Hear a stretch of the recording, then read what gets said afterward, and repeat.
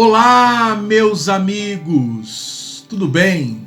Sejam bem-vindos a mais um episódio do canal que tem o objetivo de transmitir a palavra de Deus, que é viva e eficaz e poderosa o suficiente para transformar os nossos corações. Estamos hoje no terceiro episódio da série Imitadores de Deus.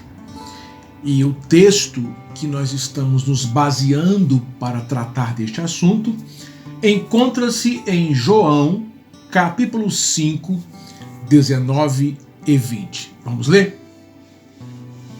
Então lhes falou Jesus: em verdade vos digo, que o Filho nada pode fazer de si mesmo, senão somente aquilo que vir fazer o Pai. Porque tudo o que este fizer, o Filho também semelhantemente o faz. Porque o Pai ama o Filho e lhe mostra tudo o que o faz, e maiores obras do que estas lhe mostrará, para que vos maravilheis. Aleluia. Essa resposta, ou melhor, esta fala de Jesus é uma resposta a uma perseguição que ele sofreu porque curou um homem no sábado e ordenou que ele carregasse um leito. E não podia nem curar e nem carregar um leito num sábado. Era pecado contra a tradição, era pecado contra a lei, era pecado contra os costumes judaicos da época. Quando Jesus sofre essa perseguição, ele, por parte dos fariseus, obviamente, ele diz a esses fariseus que ele só fazia o que via o Pai fazer. Ele só curou no sábado porque via o Pai curar no sábado.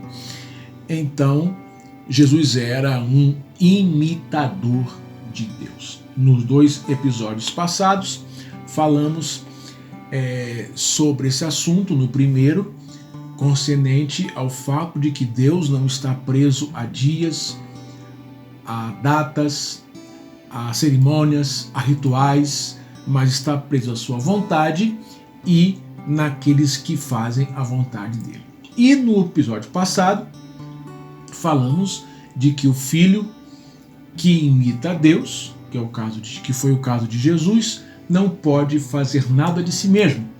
Então, se quisermos imitar a Deus, precisamos parar de viver por nós mesmos e passar a viver pelo Pai.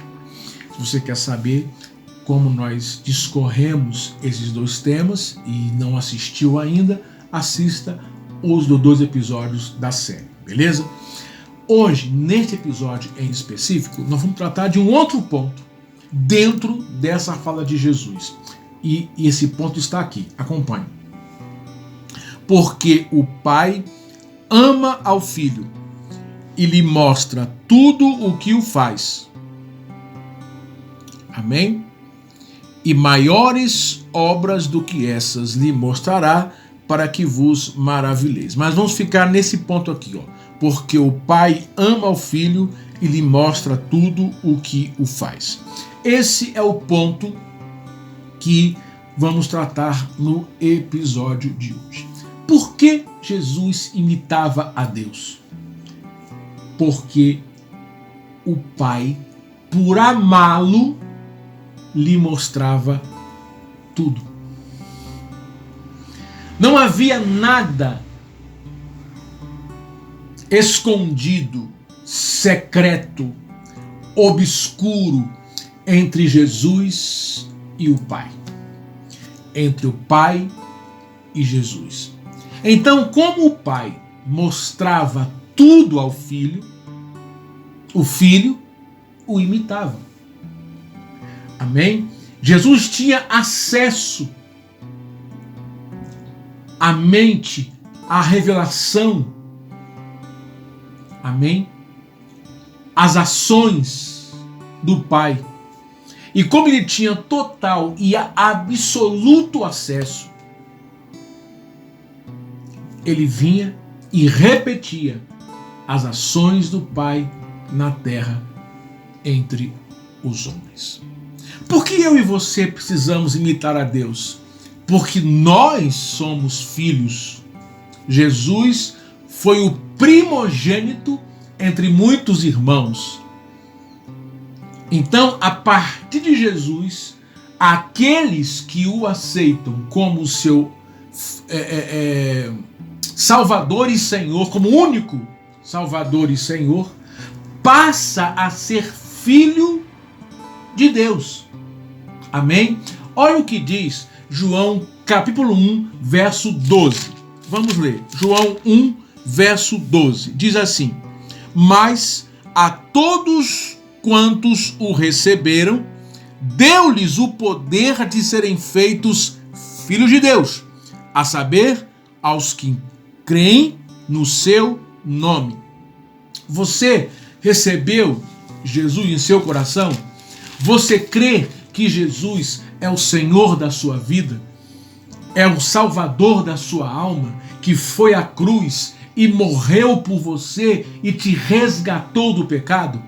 Se você crê, se é nisto que a sua vida está totalmente apoiada, então a sua relação com Deus é uma relação de filho.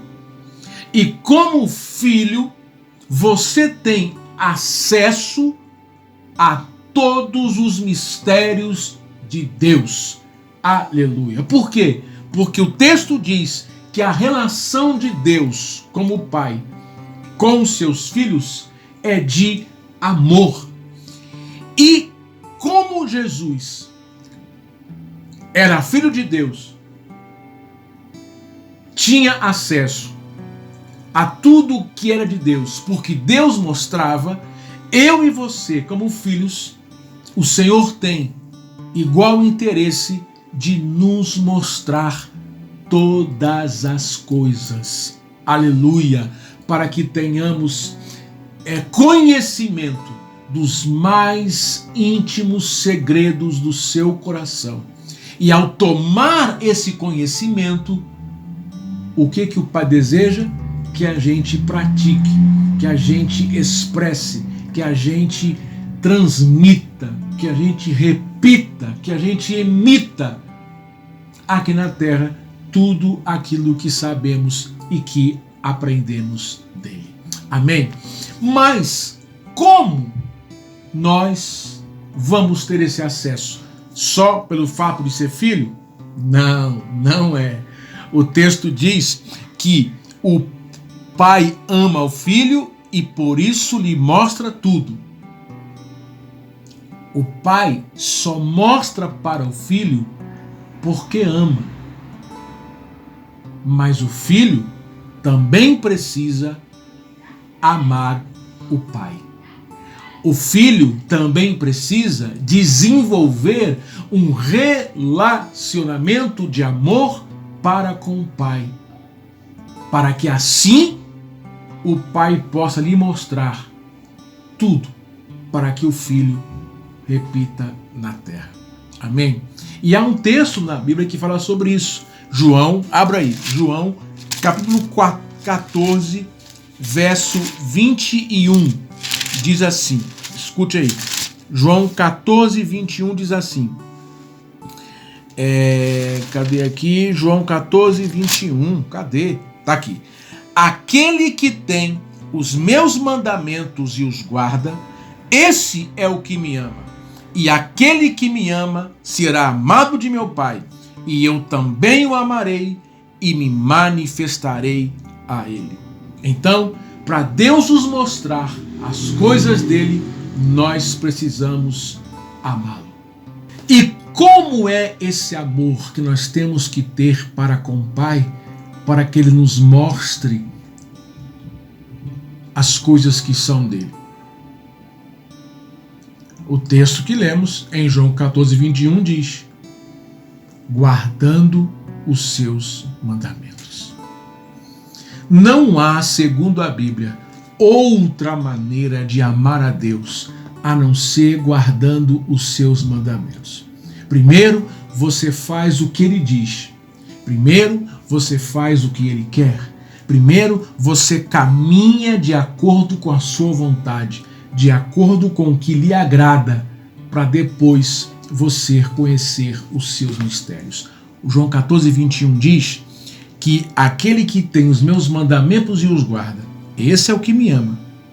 E aquele que me ama será amado por meu Pai. Nós temos em João 5 que o Pai mostrava tudo a Jesus, porque o Pai o amava. Lembra lá no batismo que o Senhor disse assim, para todos ouvirem, esse é o meu filho amado, em quem me comprazo. Então o Pai só mostrava tudo para Jesus, porque Jesus o agradava. Então o amor de Deus está assim, amado, está assim condicionado à nossa obediência. Pastor, mas e a graça? A graça não é favor imerecido? Sim, o perdão de Deus está disponível para qualquer um que pecar, que cair, que falhar. Mas a revelação dos mistérios de Deus para um coração humano está condicionado a uma relação de amor entre o Pai e o Filho. Amém? Entre Deus e os seus filhos. Ok? Aí somente depois dessa relação de amor que é demonstrada por uma vida de obediência, por uma vida que guarda os mandamentos, aí sim o texto diz, eu também o amarei e me manifestarei a ele. Amém? Então somente depois dessa condição, amém? Somente depois desta vida de obediência que vamos saber tudo que Deus quer falar conosco, amém? Adão e Eva, lá no Jardim do Éden, eles não tiveram essa relação de amor, porque o Senhor disse assim, não coma do fruto, para que vocês não conheçam o bem e o mal. Porque se vocês conhecerem, vocês vão morrer. Você acha que Deus não ia fazer eles conhecerem o mal? Claro que ia. Mas antes de Deus dar a eles o acesso para conhecer o bem e o mal, eles precisariam primeiro de desenvolver no jardim uma vida de obediência. E ao invés de obedecer, eles foram questionar a Deus. Eles duvidaram de Deus, duvidaram da honestidade de Deus. Resultado, comeram do fruto, pecaram e se criou toda essa catástrofe espiritual que nós conhecemos. Então, se nós entendermos que o Senhor age a nosso favor por meio da obediência, nós vamos conhecer tudo que precisamos conhecer da parte de Deus, à medida que desenvolvemos uma vida de obediência e de comunhão com Ele. E assim poderemos falar como Jesus falou aqui em João capítulo 5, que o Pai ama o Filho e lhe mostra tudo o que faz. Então, aquele que tem uma relação com Deus, de amor e de obediência, o Senhor vai falar, vai revelar, vai mostrar tudo o que Ele faz, tudo o que Ele vai fazer, as coisas que estão em sua mente, Ele vai chamar o Filho e vai revelar e vai mostrar. Mas isso está condicionado à obediência. Sabe por quê? Porque muitas coisas que Deus mostra para nós, é para nós o imitarmos.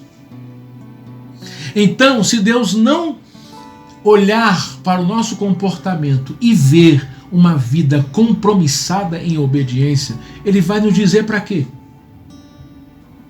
Ele vai nos falar para quê? Se nós não obedecemos a sua palavra, não obedecemos a sua vontade, será que vamos fazer? Será que vamos imitá-lo naquilo que ele nos mostrar?